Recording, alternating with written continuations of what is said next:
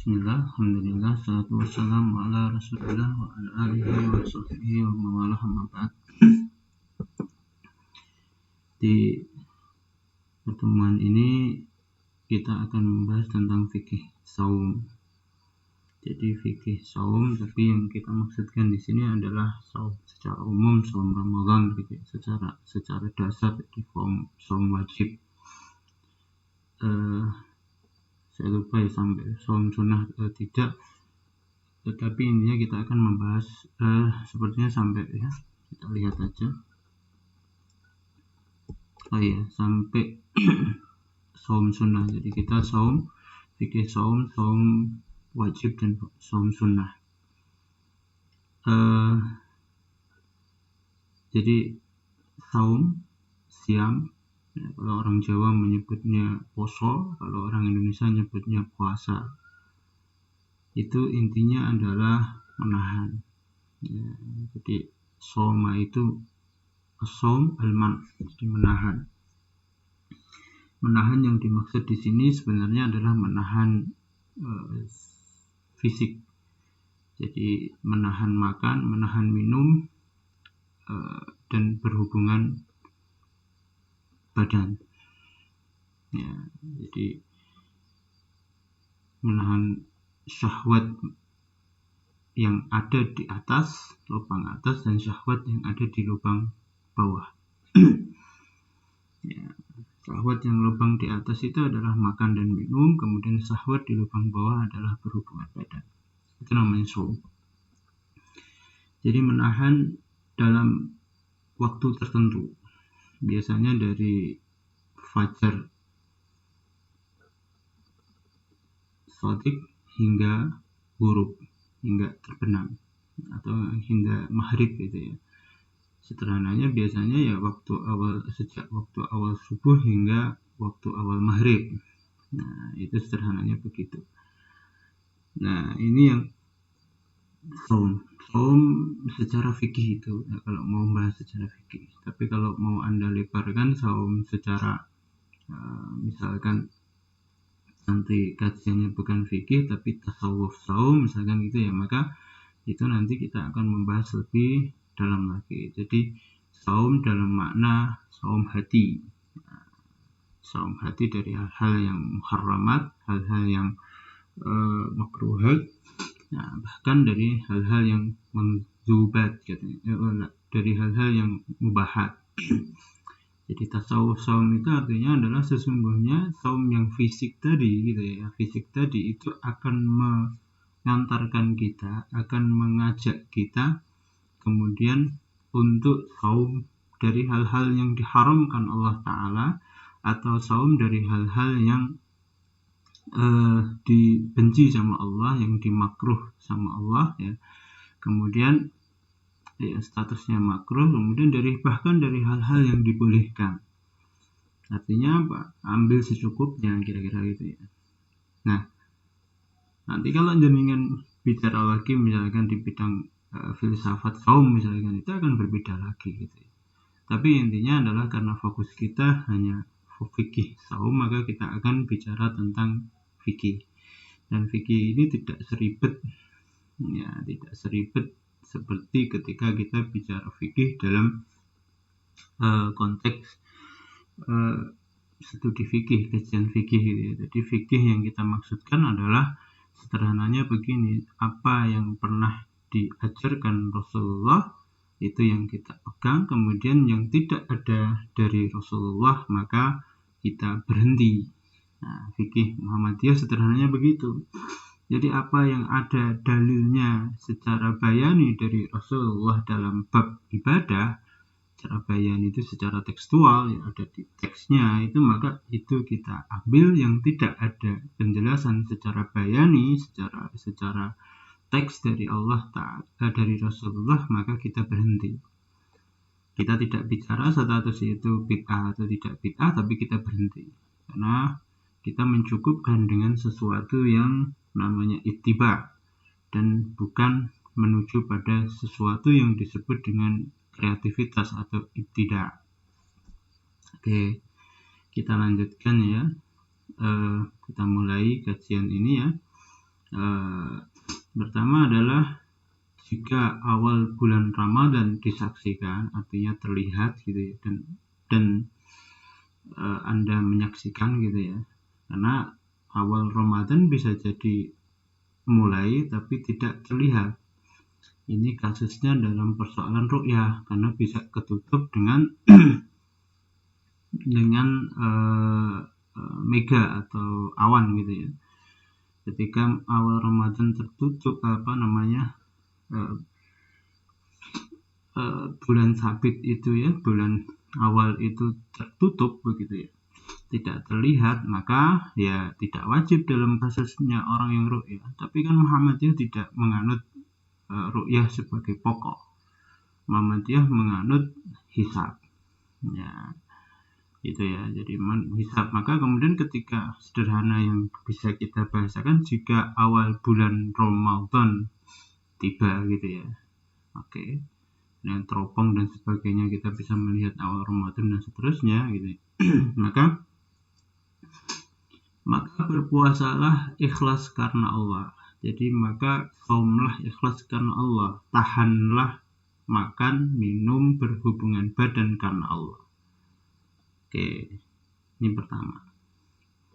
Jadi harus ikhlas. Man shoma ramadhana imanan wa ihtisaban. Ihtisab itulah ikhlas. Jadi mengharapnya hanya ke Allah Ta'ala, bukan kepada manusia.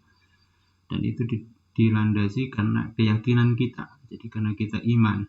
Jadi iman dengan perintah Allah dan kemudian mengharapnya pun juga karena Allah. Itu adalah puasa yang dikehendaki oleh Allah dan Rasulnya, dan itu yang paling bagus begitu ya. Jadi puasa yang paling bagus itu kondisinya secara fisik Anda menahan, secara non fisik ada ikhlas wa ihtisab.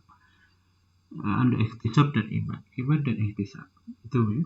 Jadi ada atas dasar iman dan kemudian atas dasar ihtisab, meminta harapan itu, meminta perhitungan itu hanya kepada Allah Ta'ala. Niat puasa dilakukan sebelum fajar. Nah ini khusus saum wajib. Jadi saum wajib itu niat puasa dilakukan sebelum fajar. Jadi puasa Ramadan itu kalau Anda mau niat sebelum fajar, apakah niat harus nawaitu shauma ghadin? Tidak. Ya, niat itu adalah semangat Anda, keinginan Anda, seriusan Anda, kerenteknya hati Anda untuk melakukan saum itu sudah harus mulai sebelum fajar. Boleh ketika awal harinya, artinya setelah maghrib itu Anda berniat silahkan, intinya sebelum fajar. Itu kalau wajib. Nah, nanti berbeda dengan saum sunnah. Saum sunnah itu Anda boleh setelah fajar gitu ya. Tapi kalau saum wajib niatnya harus sebelum fajar. Jadi kerentaknya hati, keinginannya hati itu, niat itu kan keinginannya, keinginan hati, iradatul qalbi itu sudah mulai sebelum fajar. Oke. Ya. Sempurnanya begitu. Nah, Pak, gimana kalau saya nggak niat sebelum fajar? Ya apa ada orang nggak niat saum bisa saum? Jadi kalau Anda paginya sudah saum berarti sudah niat. Kalau kemudian Anda lupa sahur atau tidak bisa bangun sahur, kemudian itu waktu puasa, ya mesti jenengan puasa. Kenapa? Karena tadinya udah niat, meskipun Anda tidak sahur, meskipun Anda tidak bilang nawaitu shauma ghadin itu kan. Jadi kalau seseorang itu sudah melakukan sesuatu, paginya sadar fajar gitu, nah itu ini ya, dia mesti sudah niat. Berbeda kalau misalkan puasa sunnah itu niatnya ya nggak puasa. Jadi kemudian kayak peristiwanya Rasul Shallallahu Alaihi Wasallam. Jadi dia zikir di masjid, kemudian dia pulang. Ketika pulang tanya sama istrinya, ada makanan tidak? Dijawablah sama istrinya, tidak ada makanan. Idzan asum, maka aku puasa. Ya, saat itu juga dia niat puasa. Kalau ada makanan, Rasulullah puasa enggak? Ya enggak. Nah beda kalau jenengan misalkan begini, tidak bilang nawaitu shauma ghadin, terus kemudian nggak sahur, pagi-pagi kira-kira gitu loh, aduh terbangun saya sudah telat, sudah subuh, kira-kira langsung sholat, langsung puasa atau aduh nggak jadi puasa? Ya tetap puasa kan, artinya Anda sudah niat sejak dari awal. Jadi kalau Anda sejak subuh sudah mengencangkan niat mengharuskan diri puasa gitu ya, itu berarti Anda sudah niat sebelumnya. Ya sederhananya begitu kalau saya memahami niat. Apakah harus nawaitu samawatin? Ya enggak. Apakah harus sahur juga enggak? Ya bagusnya sahur, ya gitu ya. Wanita yang sedang haid dan nifas boleh berbuka dan mengganti di hari yang lain. Ini ketentuan khusus bagi mereka yang haid dan nifas. Haid itu yang dia mengalami darah kotor. Nah, siklus normal seorang perempuan dia harus mengeluarkan darah dalam jumlah waktu tertentu. Nah, nanti kalau dalam jumlah waktu itu belum berhenti, berubahlah darah itu menjadi istikhadah. Nah, kemudian kalau nifas itu adalah karena sebab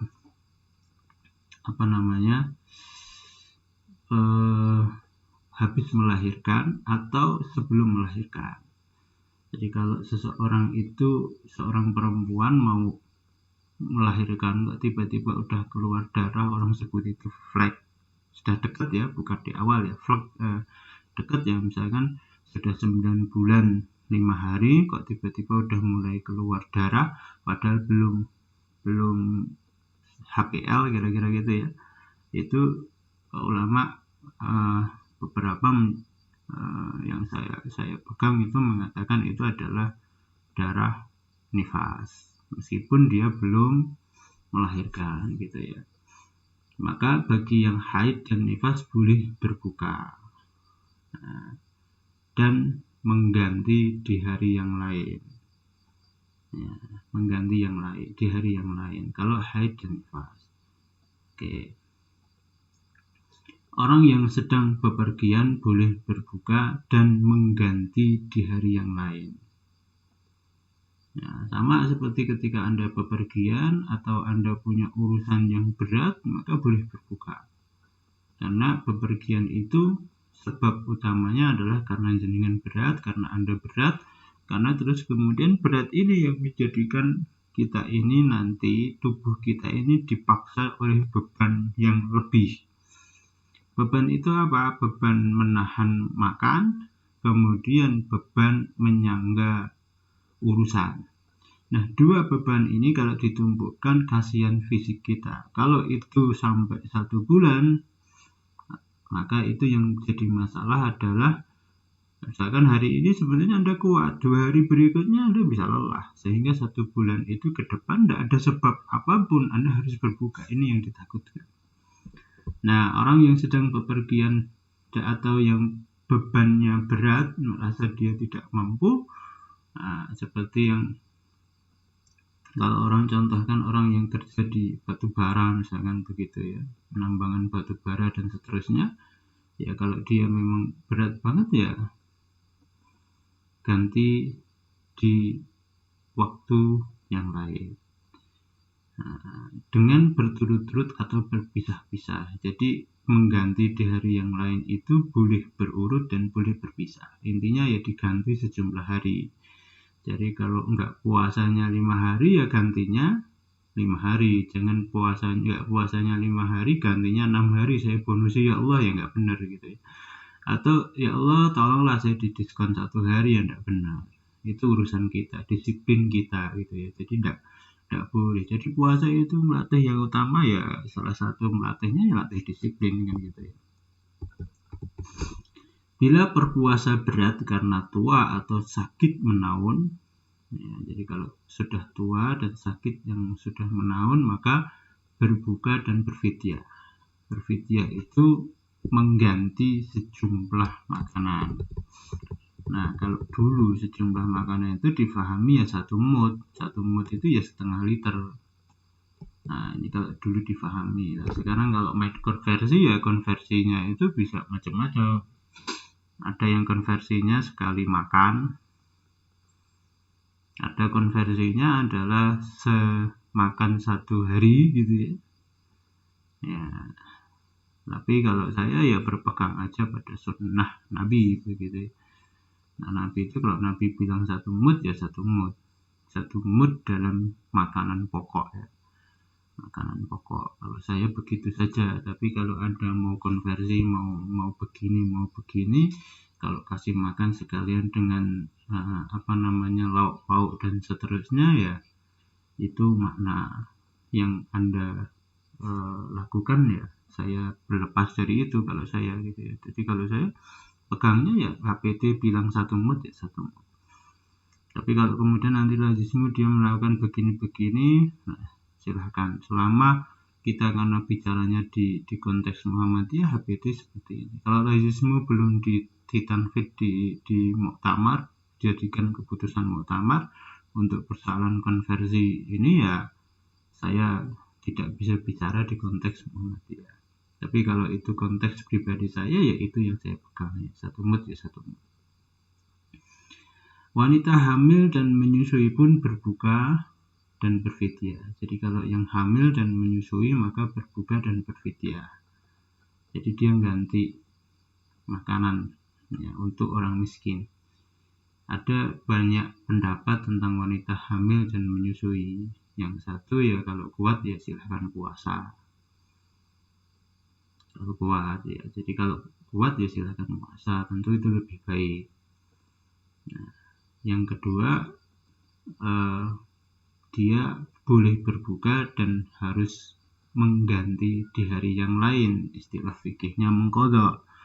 Jadi dia harus mengganti di hari yang lain. Ini pendapat yang kedua. Nah, Muhammadiyah mengambil pendapat yang ketiga. Apa? Silahkan berbuka dan berfidyah. Ini untuk wanita hamil dan menyusui.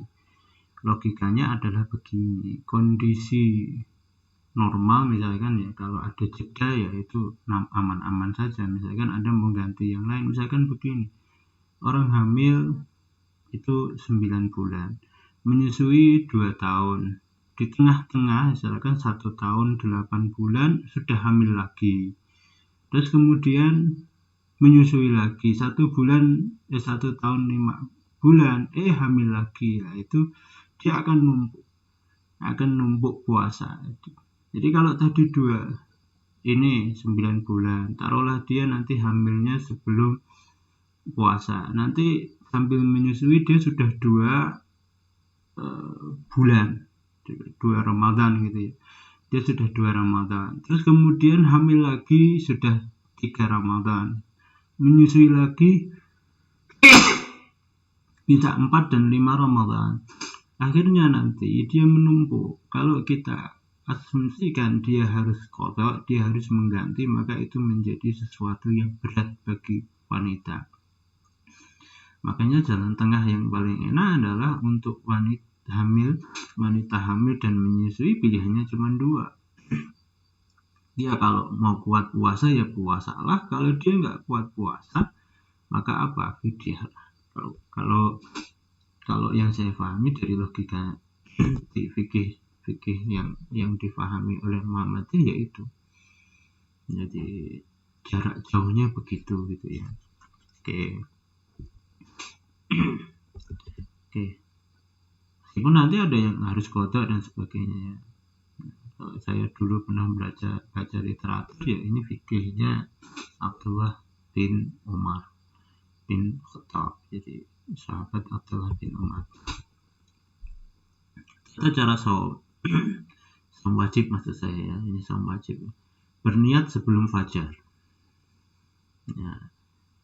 Jadi niat dulu sebelum fajar. Sekali lagi niat itu tidak harus bilang nawaitu shauma ghadin. Yang kedua tidak ditandai dengan sahur. Oke, tidak ditandai dengan sahur. Jadi sahur itu bukan niat ya. Oke, makan sahur sebelum fajar. Nah, ini dianjurkan dan pahalanya besar. Kemudian untuk tubuh juga baik. Nah, makan makanan sahur yang sehat gitu ya. Yang kalau Rasulullah makan sahurnya korma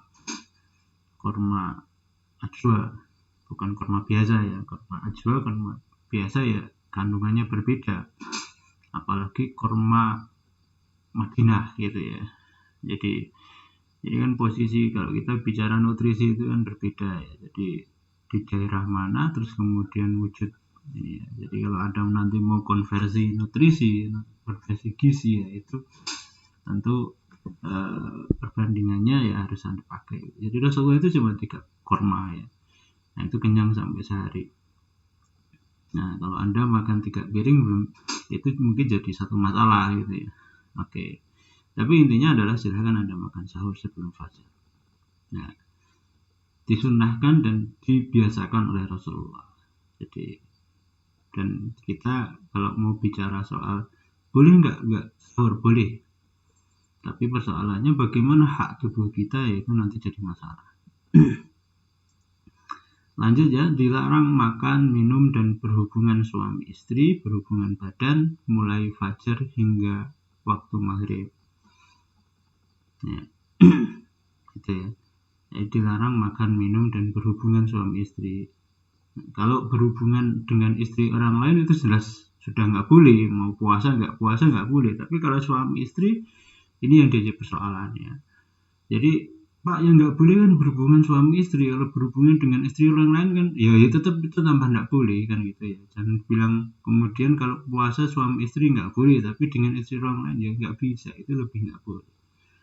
Ya, dilarang makan, minum, dan berhubungan badan mulai fajar hingga waktu maghrib. Fajar shadiq maksudnya ya, fajar subuh ya, hingga waktu maghrib.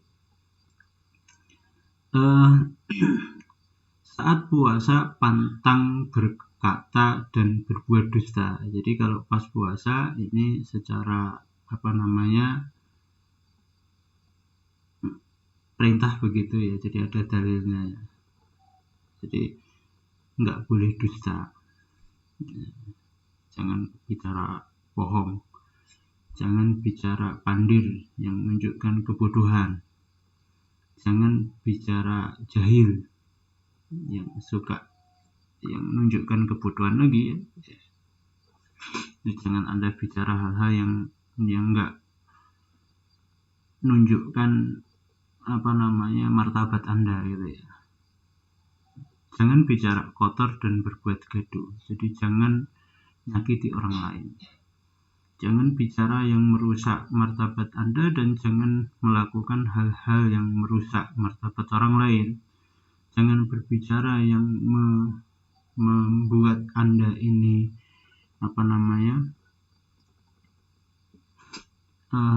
direndahkan orang lain, dan juga Anda jangan melakukan dan berbicara sesuatu yang merendahkan orang lain. Ini puasanya begitu. Pak, kalau melakukan begini apakah puasanya nggak sah? Nah, tapi ini bicara fikih secara sempurna. Jangan tadi makan sahur, apakah kalau nggak makan sahur nanti puasanya nggak sah? Ya sah. Tapi ya sempurnanya makan sahur kan gitu ya. Kita bicara sempurnanya. Pak, makan sahurnya kalau nggak pakai kurma ajwa gimana Pak? Gitu ya. Ya nggak apa-apa. Kalau pakai kurma ajwa gimana? Ya hak tubuhnya secara nutrisi harusnya lebih baik kan gitu kan. Nah, kira-kira begitu ya. Jadi kita bicara sempurna ya. Saat puasa jangan berkumur dan mengisap air ke hidung.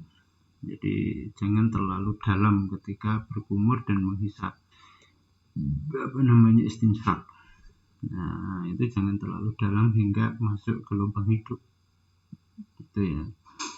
Jangan ya. Oke. Karena ini berpotensi untuk masuknya air ke kerongkongan. Kalau masuknya air ke kerongkongan akhirnya batal kan itu. Oke. Saat puasa jangan cium istri. Tapi ada catatannya, jika tidak kuat menahan nafsu, menahan syahwat gitu ya. Jadi kalau kuat menahan syahwat gimana? Boleh. Jadi ada catatannya ya. Jadi cium istri boleh. Yang penting satu, nggak boleh berhubungan ya. Sampai pada level sebelum berhubungan boleh nggak Pak? Ya boleh, selama nggak berhubungan gitu. Selama tidak syahwat ya. Wah, gimana Pak, cium istri nggak syahwat ya? Kalau Anda nggak bisa membedakan ya sudah, tahan aja kan gitu kan. Nah, jadi disederhanakan aja lah gitu ya. Jadi tidak usah diperumit. Jadi kalau nggak bisa nahan, nggak bisa membedakan ya gimana, ya udah nggak usah cium istri. Ciumnya nanti kalau setelah selesai kan gitu ya. Selesai puasa. Saat puasa boleh sikat gigi dan mandi kepanasan ya. Oke, ini di fikih nanti ada perbedaan, ada pertentangan ya, ada perdebatan di sana. Apakah puasa itu harus boleh sikat gigi? Karena ada apa? Hadis la khuluf famisaim khairum min rihil misk gitu ya. Jadi bau mulutnya orang yang puasa itu lebih baik dari misk baunya gitu ya. Bau kasturi lebih baik dari bau kasturi. Akhirnya mereka, saya pengen baunya ini besok lebih panjang, akhirnya saya nggak sikat gigi gitu ya. Ya begitulah fikih gitu ya, begitulah fikih. Jadi maksudnya yang satu mengatakan ya kalau memang bau ya biarkan dia terus bau gitu ya. Kalau yang satu pahami itu apa? Itu maksudnya kalau sampai mulutnya bau itu nggak usah susah. Gara-gara puasa gitu ya, karena pemanasan di tubuhnya akhirnya dia bau gitu, itu nggak usah susah. Tapi bukan berarti kamu nggak boleh sikat gigi, boleh gitu loh. Nah kalau Muhammadnya ya boleh sikat gigi gitu, jangan ya apa sampai ganggu orang lain gitu loh, nggak perlu lah gitu ya. Jadi saat puasa boleh sikat gigi dan mandi ketika kepanasan. Oke, untuk dalilnya nanti Anda bisa cari di HPT ya. Jadi saya sengaja ini memang saya sebut fikih. Jadi fikih itu artinya sudah pemahaman orang, bukan dalilnya ya. Jadi kalau dalil itu masih istimbat ya. Jadi sudah sederhananya adalah kalau kita mau puasa gimana lah kira-kira gitu ya. Jadi nanti kalau Anda butuh dalil bisa cari-cari di apa namanya di HPT. Berbuka puasa saat maghrib tiba dengan korma dan atau air. Jadi silahkan buka puasa gitu ya, itu dengan korma atau air atau dua-duanya. Ya bagusnya korma. Pak kalau buka dengan gorengan boleh ya, buka dengan yang lainnya boleh, sangat boleh sekali. Tapi Rasulullah ini kan bicara soal Rasulullah. Jadi soal Rasulullah itu biasanya kalau bukanya kalau ada korma ya dengan korma dulu, kalau nggak ada korma maka dengan air. Ya, kalau ada korma dan air ya dengan dua-duanya, itu Rasulullah. Nah kenapa korma? Saya ingin sebutkan kenapa korma ya. Itu Rasulullah yang Rasulullah lakukan. Kormanya juga korma ajwa. Artinya kalau kita punya penelitian tentang nutrisi, maka korma ajwa, korma ajwanya Madinah gitu ya, itu bagaimana kandungan nutrisinya dibanding korma yang lain. Nah, bagaimana kandungan korma itu dibanding jenis makanan yang lain, kandungan nutrisinya. Saya tidak bicara persoalan kemudian makanan pokok berbeda. Nah, kita akan bicara soal nutrisi saja. Nah, kira-kira begitu. Oke. Pak, berarti kalau orang sini adanya beras gimana Pak? Adanya nasi gimana ya? Makan nasi aja. Ya tentu akan berbeda dengan nasi dan korma kan gitu. Ya, oke, yang harus Anda pahami di situ. Tapi dua-duanya sama pokok ya, sama-sama pokoknya kan di sini. Jadi nanti akhirnya Pak kalau kita dipaksa korma ya kita jadi orang import gitu saja gitu. Iya memang iya. Nah, makanya ya begitulah gitu. Makanya itu doanya Nabi Ibrahim itu barokahnya Mekah dan Madinah, barokahnya apa? Tanah Arab itu ya begitu kan. Oke. Nah, Madinah itu karena barokahnya Rasulullah tinggal di sana kan itu. Dan berdoa zahabal dhama'u wa tallatil uruq. Jadi kalau berbuka itu ya zahabal dhama'u wa tallatil uruq. Nah, ada lagi doa Allahumma lakasumtu wa bika amantu wa ala rizkika aftar. Kemudian ada yang gabung, dua-duanya digabung. Allahumma lakasumtu wa bika amantu wa ala rizkika aftartu zahabat dhama'u wa tallatil uruq. Nah Muhammadiyah pegang satu. Zahabat dhama'u wa tallatil uruq. Itu ya. Kapan bacanya? Sebelum. Jadi berbuka doa itu, nah sambil makan mungkin ini doa itu dulu, kemudian ambil siap-siap makan, tidak setelahnya. Pak, doanya kan ini pakai fi'il madhi, berarti kan doanya setelah itu. Ya, wallahu a'lam bishawab. Yang saya pahami nggak selalu fi'il madhi itu harus setelah itu. Contohnya adalah qomatis sholat. Apa sholatnya sudah qomat ya belum? Kan di sana ada qad Pak, ya silakanlah. Ya. Di sini nggak ada qad, di sana ada qad ya. Qadnya qad takrib gitu ya. Terus kemudian kalau nggak ada qad ya, monggo lah silakan lah. Jadi perilaku ibadah itu sebenarnya dari dulu sampai sekarang itu nggak banyak berubah. Nah, kalau dulu sudah dibedakan begini ya sekarang juga ada perbedaan itu gitu ya. Tinggal kita milih yang mana. Nah, setahu saya ketika orang bilang dhahapul dhama'u wabtalatil uruqu itu ya pas mau berbuka, bukan setelah makan. Oke. Nah, nanti repotnya kalau setelah makan, Pak saya belum makan Pak, saya kan baru cicipi kurma, makanya nanti habis isya lah, itu definisi makannya nanti beda lagi gitu.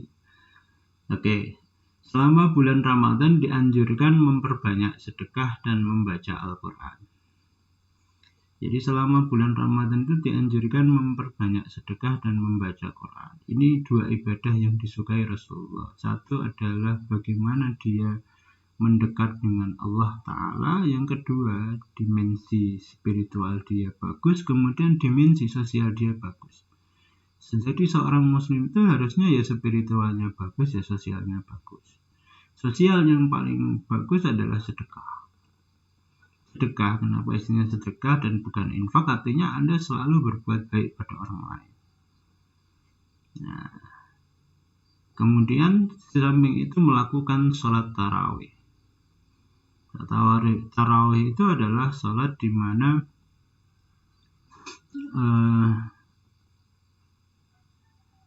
dilakukan di malam hari. Ini sholat tatawwu ya. Nanti kita lihat di perilaku sholat tarawih di sholat ya, kemarinnya sholat tarawih ya, sholat sunnah tarawih ya.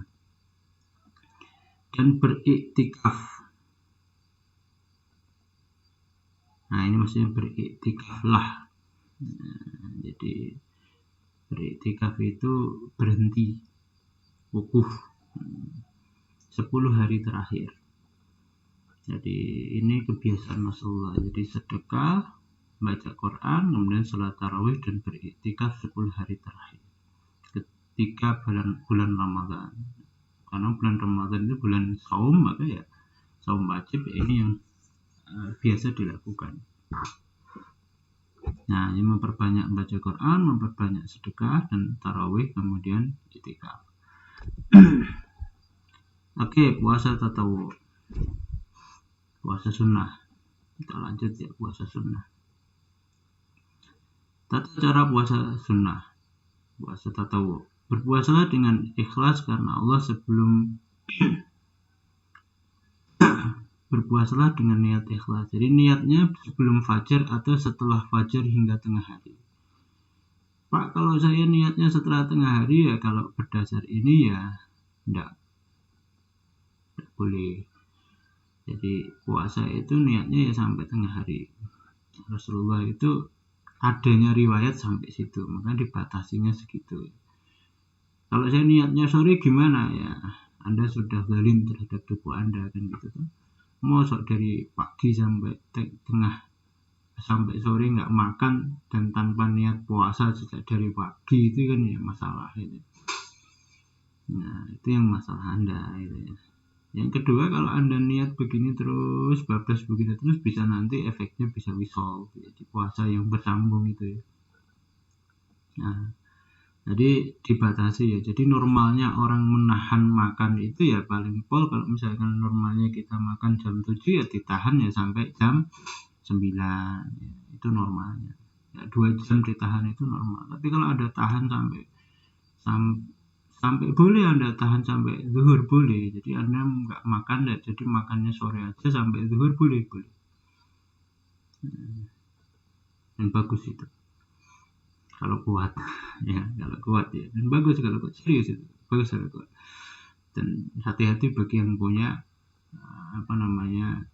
mah ya, hati-hati ya. Kalau kuat bagus gitu ya, sangat bagus sekali. Itu pembakarannya bagus, pembakaran lemaknya bagus, dan itu tidak jadi masalah. Artinya secara syariat tidak jadi masalah. Nah, boleh berbuka kapan saja dikehendaki. Ya, jadi puasa sunnah itu, puasa tatawwu itu malamnya niat sahur, kemudian pagi jam 6 nggak jadi puasa, boleh. Terus kemudian sudah sampai jam 3, setelah itu kita bertamu, kemudian disuguhi makanan yang enak, ada tengkleng, ada tongseng, ada macam-macam begini, dan Anda harus makan, tidak boleh dibawa pulang. Anda udah lama nggak mencicipi itu, makan boleh. Nah, itu dalam puasa tatawwu itu boleh. Jadi Anda boleh melakukan begitu. Jadi mau berbuka kapan saja sesuai yang dikehendaki, silahkan. Suami atau istri yang hendak berpuasa tatawwu harus seizin pasangan. Jadi kalau nggak izin, ya ini adabnya ya. Jadi ini harus seizin pasangan. Suami mau puasa ya izin. Aslinya riwayatnya hanya istri. Jadi kalau istri mau puasa itu seizin pasangan. Nah, banyak ahli fikih kemudian ketika istri itu kemudian kenapa kok istri gitu ya? Karena kalau istri ini dikehendaki suaminya untuk berhubungan badan, dia bisa nolak gara-gara puasa. Nah, kemudian mereka bicara memenuhi suami itu hukumnya wajib, sementara puasa itu hukumnya sunnah. Anda sebenarnya nggak boleh berdebat di sini. Ya kalau Anda diminta untuk berhenti tidak puasa, ya nggak puasa. Gitu ya. Jadi kalau puasa wajib Ramadan itu kalau kemudian harus izin pasangan enggak. Kalau puasa qadha gimana? Izin pasangan enggak. Tapi kalau puasa sunnah, kalau Anda enggak izin pasangan, kemudian pasangan menghendaki sesuatu, maka Anda harus membatalkan itu. Ini namanya puasa tatawwu, itu harus seizin pasangan. Sama kalau suami juga gitu. Kalau istri begitu ya egaliternya Muhammadiyah itu suami ya harus berizin. Kenapa harus izin? Lah udah masa enak-enak nggak bilang puasa ini, terus kemudian aduh saya nggak jadi dimakan. Nah ini juga masalah. Jadi adabnya itu izin semua lah itu. Ya.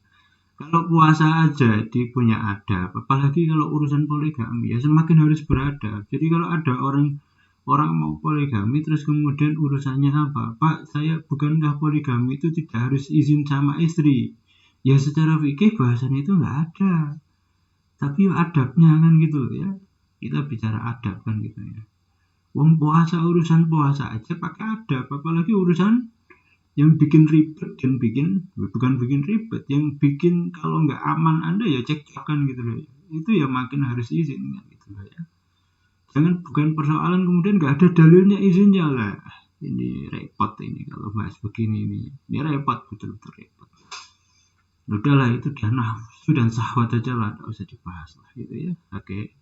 Dan dilaksanakan melalui musyawarah bil ma'ruf. Artinya ya kalau nggak ngizinin ya jangan pokoknya rata izini gitu ya, pokoknya saya nggak ngizinkan kamu gitu ya jangan gitu lah ya, harus bil ma'ruf gitu loh, dengan baik. Jadi ketika mengizinkan pasangan itu ya dibilang lah kenapa harus puasa, diminta argumennya apa, alasannya apa. Oh sebabnya saya begini, saya ini gini, oh ya tidak apa-apa. Itu yang kemudian harus musyawarah, bukan berarti pokoknya enggak gitu, pokoknya enggak gitu ya enggak, jangan gitulah gitu. Oke, jenis puasa tatawwu. 1. Puasa Daud. Kenapa disebut Daud? Karena dulu dilakukan oleh Nabi Daud. Apa puasa Daud itu? Sehari puasa, sehari berbuka, sehari puasa, sehari berbuka, sehari berbuka, sehari puasa kan gitu. Jadi selang-seling gitu ya. Itu puasa Nabi Daud. Paling pol itu. Ada nggak Pak yang melebihi puasa Nabi Daud? Jadi puasa terus gitu, nggak ada. Nah, kecuali Anda nggak bicara soal syariat. Dulu ada mahasiswa tanya, Pak, boleh nggak puasa tiap hari? Saya tanya dulu, ini karena syariat atau karena apa? Kalau karena syariat nggak boleh. Syariat itu cuma bilang sehari puasa, sehari nggak puasa, sehari puasa, sehari nggak puasa kan gitu tuh. Itu syariat. Tapi kalau kita bicara soal yang lain gitu ya, nah ini misalkan saya ingin puasa tiap hari tapi bukan karena syariat. Nah sebabnya apa? Akhirnya dia cerita, bapaknya ini udah sepuh sakit gula, kalau dia nggak puasa malah sakit karena gulanya terlalu tinggi ya. Maka akhirnya dia puasa terus. Ya kalau ini diabetes, dia punya diabetes. Terus gimana ya? Ya kalau soal ini itu urusan Anda. Jadi itu urusan Anda. Itu. Saya maksud urusan Anda adalah sampai kapan Anda diabetes terus begitu sehingga harus puasa tiap hari. Dan bisa jadi itu memang lebih nyaman ya. Karena diabetes itu. Nah harusnya tidak terus puasa terus begitu karena tetap dia secara syariat bermasalah. Apa ya setelah dia turun kemudian apa bagaimana pola hidupnya diperbaiki dan seterusnya kan gitu kan, sehingga kemudian dia tidak harus bergantung dengan puasa yang terus bertentangan dengan syariat. Tapi kalau mau 1 bulan 2 bulan bahkan 1 tahun untuk begitu terus untuk menormalkan tubuhnya, metabolisme tubuhnya, ya silahkan, tidak jadi masalah asal bukan atas dasar syariat. Puasa itu kalau saya ya, tapi intinya kalau puasa Daud ya seperti itu. Jadi 1 hari puasa 1 enggak. Batas maksimal puasa sunnah ya puasa Daud. Tidak ada yang lebih dari itu. Puasa Senin Kamis. Jadi puasa hari Senin dan hari Kamis. 1 pekan 2 kali. Nah, ini dilakukan Rasul. Puasa bulan Sya'ban. Bulan Sya'ban itu bulan sebelum Ramadan. Jadi puasa 1 bulan penuh bulan Ramadan boleh enggak? Enggak boleh. Jadi 2 hari sebelum bulan Ramadan Anda berhenti. Kecuali di 2 hari ini Anda biasa puasa. Pas hari Kamis, nah kemudian Anda biasa puasa. Puasa di situ enggak apa-apa. Jadi puasa bulan Sya'ban itu boleh. Nah, mayoritas bulan Sya'bannya boleh. Ya, jadi 25 bulan Sya'ban saya puasa boleh Pak? Boleh. 5 hari boleh. 1 hari boleh juga. Karena ini 1 bulan itu ya. Tapi tidak boleh. Puasa Muharram. Puasa bulan Muharram. Ya, jadi puasa bulan Muharram itu silahkan Anda puasa pada hari apapun silahkan. Dan bulan-bulan hurum. Nah, bulan-bulan yang diharamkan itu disunahkan juga. Dan bulan hurum itu Dzulhijjah, Muharram, Safar, Sofar, satunya apa ya? Rabiul Awal ya, saya lupa ya. Yang jelas yang satu Dzulqa'dah, 2 Muharram, kalau nggak salah cuma Muharram, Sofar, Rabiul Awal kalau nggak salah itu ya, 4 bulan Muharramnya. Saya lupa ya, nanti Anda cek aja ya. Jadi bulan-bulan Muharram, bulan hurum ya, maksudnya bulan hurum ya, bulan Muharramnya ya. Nah, atau bulan saya lupa, nanti cek aja lah. Nah, puasa hari Asyura dan Tasyu'a. Jadi hari ke-10 dan ke-9 dari bulan Muharram itu tatawu. Puasa tatawu. Jadi puasa hari ke-10 dan ke-9. Ada riwayat hari yang ke-8, tapi Muhammadiyah di HPT 3 dia hanya nyebut 9 dan 10. Ada juga yang menyebut yang ke-11 ya silahkan. Tapi sebenarnya 10 dan 11 sudah masuk di bulan Muharram. Jadi Anda mau puasa di bulan Muharram kapanpun silahkan gitu ya. Anda masuk di atas itu. Tapi yang memang dikhususkan oleh Rasulullah itu ya 9, 10. Puasa hari Arafah atau hari ke-9 Dzulhijjah. Batasannya ukurannya adalah 9 Dzulhijjah atau Arafahnya 9 Dzulhijjah. Nah, 9 Dzulhijjah ya. Oke. Puasa yang dilarang, puasa sepanjang masa, saumul dahar, jadi puasa terus itu dilarang. Sekali lagi, kalau Anda niat dari sekarang puasa sampai mati setiap hari puasa itu nggak boleh. Tapi kalau saya bilang di atas tadi, selama 1 tahun saya puasa tiap hari untuk perbaikan metabolisme tubuh, ya silahkan gitu ya. Karena itu punya kebutuhan khusus gitu. Tapi kalau Anda niat itu terus menerus, ya itu yang nggak boleh. Makanya saya tadi bilang kalau sudah 1 bulan 2 bulan ya harus ada cek dulu. Setelah nanti metabolisnya bagus ya kemudian puasa pakai sunnahnya Rasul kan gitu ya. Nggak boleh setiap terus menerus Anda lakukan. Puasa 2 hari atau lebih tanpa berbuka. Yang disebut saum wisal itu puasa yang ngebleng. Jadi ngebleng kata orang Jawa. Ngebleng itu apa? Puasa 2 hari tanpa berbuka, bahkan 3 hari gitu ya, atau bahkan lebih dari itu. Itu namanya puasa wisal. Itu yang nggak boleh. Oke. Kalau puasa terus selama tidak seumur hidup gimana? Ya saya katakan tadi. Jadi Anda puasa seminggu, satu minggu puasa terus gitu ya.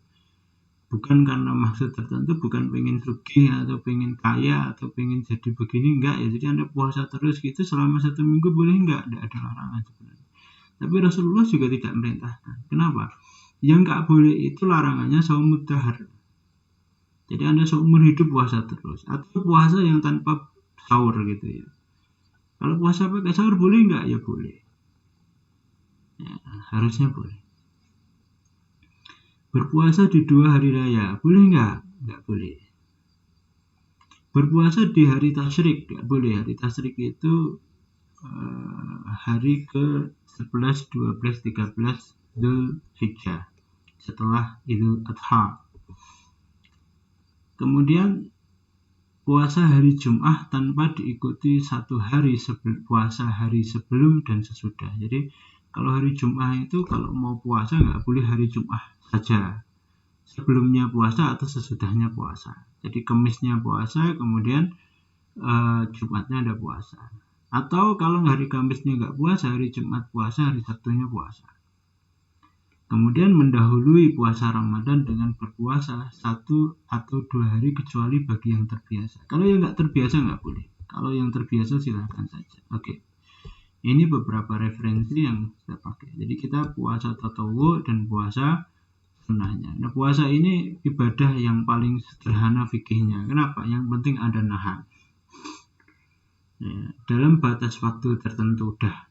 Itu dah. Jadi saum itu ibadah yang paling sederhana fikihnya. Karena dia nggak banyak aktivitasnya, nggak ada fi'alnya, bahkan dia hanya tak. Nah, ibadah yang paling gampang itu takul af'al. Jadi ninggalkan aktivitas.